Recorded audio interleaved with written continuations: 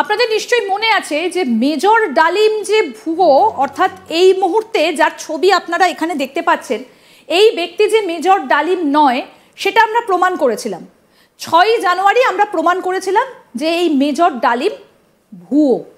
কীভাবে প্রমাণ করেছিলাম আপনাদের নিশ্চয়ই মনে আছে, যদি মনে না থাকে তাহলে আরও একবার আপনাদেরকে বলবো। এবং তার আগে বলি, আন্তর্জাতিক সম্পর্ক বিশ্লেষক শুভাশিস ব্যানার্জি আমাদের সঙ্গে আজকে রয়েছেন, আপনাকে স্বাগত জানাই।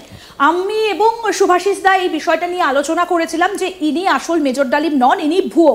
তার প্রমাণ ধরে ধরে আপনাদের সামনে তুলে ধরেছিলাম গত 6ই জানুয়ারি। শুভাশিস দা নিশ্চয়ই মনে আছে যে আমরা প্রমাণ করে দিয়েছিলাম যে মেজর ডালিম একদম ভুয়ো, কিন্তু তারপরে তাকে আর কোথাও দেখা যায়নি। কিন্তু কিভাবে আমরা প্রমাণ করেছিলাম আসুন আপনাদেরকে আরও একবার মনে করিয়ে দিই। আসুন কিছু কিছু ছবি আপনাদেরকে আমরা দেখাই যে কিভাবে দেখিয়েছিলাম।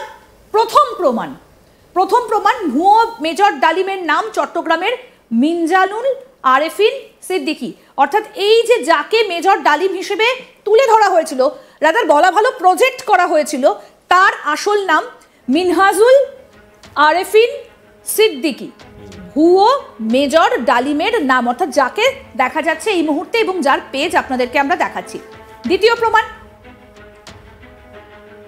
প্রমাণ হিসেবে আমরা যেটা দেখেছিলাম যে 30 বছর পর রাষ্ট্রদূত এবং পাইলটের কাজ করা মেজর ডালিমকে চিরকুট দিয়ে নির্দেশনা করার কি দরকার। এই দেখুন হাতে চিরকুট দেওয়া হচ্ছে, তিনি সেটা দেখছেন এবং দেখার পরে একটু দেখুন তার পশ্চারটা চেঞ্জ হচ্ছে। এই দেখুন তিনি চেয়ারে খানিকটা উঠে বসলেন এবং তিনি মুখে একটা হালকা হাসি, মানে তিনি কিছুটা নার্ভ পেলেন, কিছুটা অক্সিজেন পেলেন এবং এই যে দেখুন অপেক্ষা করে আছেন চিরকুটের জন্য। ইনি যদি মেজর ডালিমই হবেন এবং তার যে লিস্ট সেগুলো আমরা আপনাদের সামনে তুলে ধরেছিলাম যে বিভিন্ন জায়গায় তিনি রাষ্ট্রদূত হিসেবে কাজ করেছেন, তিনি সেনার একটা উচ্চ পর্যায়ে ছিলেন, এই রকম জায়গায় থাকা একজন ব্যক্তিকে কি চিরকুট দিয়ে নির্দেশ দিতে হয়? এই যে দেখুন আমরা প্রমাণ করে দিয়েছিলাম এইখানে যে ইনি মেজর ডালিম নন। 3 নম্বর প্রমাণটা এবার আপনাদের দেখাই। দেখুন তার মেকআপ, চট্টগ্রামের মিনজানুল আরেফিন সিদ্দিকী আর স্পেশাল মেকআপ করে মুজিবের খুনি ভুয়ো মেজর ডালিম। দেখুন মেকআপটা দেখুন, আমরা তো সবাই জানি যে এই মেকআপটাকে যেন কি বলা হয়, প্রস্থেটিক। এবং এই মেকআপ আমরা সিনেমাতে দেখেছি, অমিতাভ বচ্চনের ওপর আমরা প্রয়োগ করতে দেখেছি একটা ছবিতে, এবং সেখানে একজন অত্যন্ত বয়স্ক মানুষের চরিত্রে তার মুখ, তার আদল, তার মেকআপ সেটাতে চেঞ্জ করা হয়েছিল। সেটা অনেকদিন আগেই আমরা এটা দেখেছি। দেখুন এই হচ্ছে মেকআপ।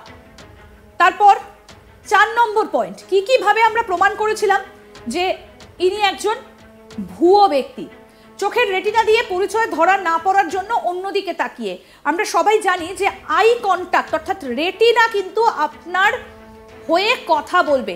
অনেক জায়গায় দেখা যায় শুভাশিস দা, এটা আপনারাও জানেন যে অ্যাটেন্ডেন্স দিতে গেলে অনেক অফিসে তাকাতে হয় রেটিনা, মানে ওই মেশিনটার দিকে তাকাতে হয়, রেটিনা বায়োমেট্রিকের রেটিনা থাকে, কারণ এটার কোনোদিন কোনো পরিবর্তন হয় না।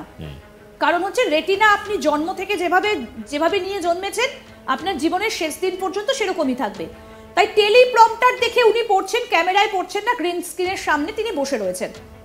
ভুয়ো মেজর ডালিম কেন ক্রোমা গ্রিনের সামনে বসে রয়েছে এটাও আমরা দেখিয়েছিলাম এবং আমরা একদম পাই টু পাই হিসেব করে প্রমাণ করে দিয়েছিলাম যে ইনি মেজর ডালিম নন, ইনি একজন ভুয়া ব্যক্তি। মিনজানুল এনার আসল নাম, মিনহাজুল বা মিনজানুল এনার আসল নাম আমরা প্রমাণ করে দিয়েছিলাম। এবার আমরা এই খবরটা পরিবেশন করার পর তিনি নিজেই বলেছিলেন যে আমি মেজর ডালিম নই। শোনাবো তার কথা, তবে তার আগে শুভাশিস দার কাছে একবার যাবো। শুভাশিস দা, আমরা এটা নিয়ে আলোচনা করেছিলাম এবং তারপরে পুরো বিষয়টা নিয়ে বাংলাদেশে কিন্তু নানা রকম কথা শুরু হয়ে গিয়েছিল।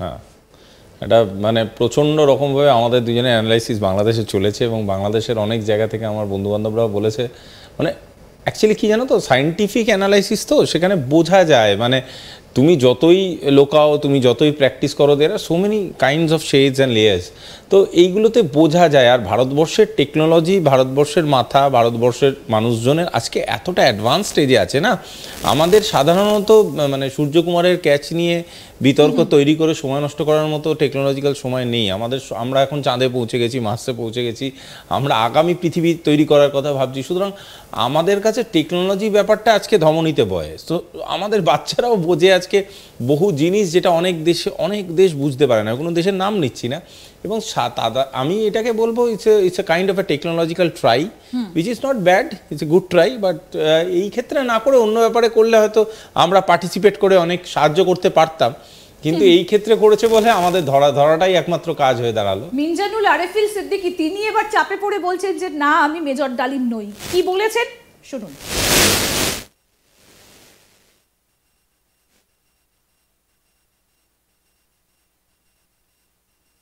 মিনহাজ ভাইয়ের সাথে দীর্ঘদিনের পরিচয়, একসাথে প্রবাসেও ছিলাম।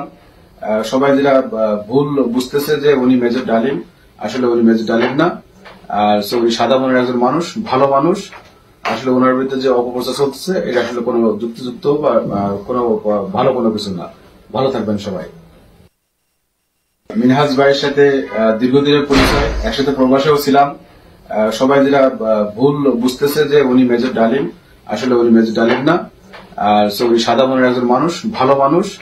আসলে ওনার বিরুদ্ধে যে অপপ্রচার চলতেছে এটা আসলে কোনো যুক্তিযুক্ত বা কোনো ভালো কোনো কিছু না। ভালো থাকবেন সবাই। মানে উনি এটা অকপটে মেনে নিচ্ছেন যে উনি একজন সাদা মনের মানুষ। এরকম সাদা মনের মানুষ একজন গ্রিন স্ক্রিনের সামনে কেন বসতে গেলেন? শোনো, আমি আগেও বলেছি সাদা মনের মানুষের প্রবলেমটা কি জানো তো, মুজিবুর সাহেবের ছবিতে এদের প্রবলেম, কিন্তু মুজিবুর সাহেবের ছবিওয়ালা কাগজের এদের প্রবলেম নেই। এদের প্রবলেমটা হচ্ছে শুধুমাত্র ওনার মূর্তিতে, শুধুমাত্র ওনার ইতিহাসে, কিন্তু যখন দেশের পিতা তাদের পকেটে থাকে তখন তাদের অসুবিধা হয় না। এখন সেটা USDতে পেয়েছে না কোন কারেন্সিতে পেয়েছে সেটা তারাই জানে। পয়েন্টটা হচ্ছে কি জানো তো, এরা যে ট্রাইটা করছে এই ট্রাইটা কিন্তু ভীষণ রকম একটা ইন্ডিকেটিভ ট্রাই। এই চেষ্টাটার পিছনে একটা কারণ আছে। এমনি গ্রিন স্ক্রিনের পাশে বসে এই একটা এপিসোড তৈরি করা হয়নি, এর পিছনে একটা হেডওয়ার্ক আছে, এর পিছনে একটা কারণ আছে, এবং সেই কারণটাকে আমাদের পৌঁছতে পারাটাই খুব প্রয়োজনীয় আজকের ডেটে।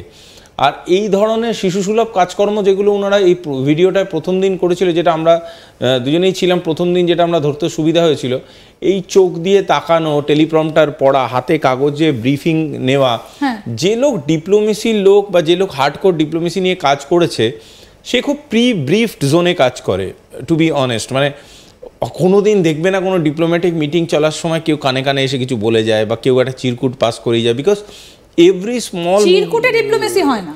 চিরকুটে ডিপ্লোমেসি তো হয়ই না। আর তার থেকে বড় কথা, চিরকুট যদি আমি আর তুমি ধরো একটা ডিপ্লোম্যাটিক মিটিং করছি, তুমি কোনো একটা দেশের প্রতিনিধি, আমি কোনো একটা বদ্ধ দরজার ভেতর হবে, তার থেকেও বড় কথা যদি তখন আমার কাছে এসে কেউ একটা চিরকুট দিয়ে যায়, আমার ইমেজটা তোমার কাছে খুব খারাপ হয়ে যাবে।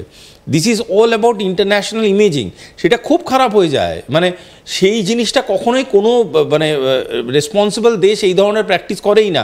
কানে কানে কথা বলে, এরকম বহু প্রোটোকল আছে যেগুলো ফলো করে না। সেকেন্ড হচ্ছে আই টু আই কন্ট্যাক্ট, খুব বেসিক কথা। যে কোনো একটা ট্রানজ্যাকশনাল নেগোসিয়েশনে যখন আমরা বসবো, আমি কোনো দিনই তুমি আমাকে খুব ইম্পর্ট্যান্ট একটা তথ্য দিচ্ছ বা তুমি আমার সাথে ইম্পর্ট্যান্ট আলোচনা করছো, I can't look here and there, I have to look straight.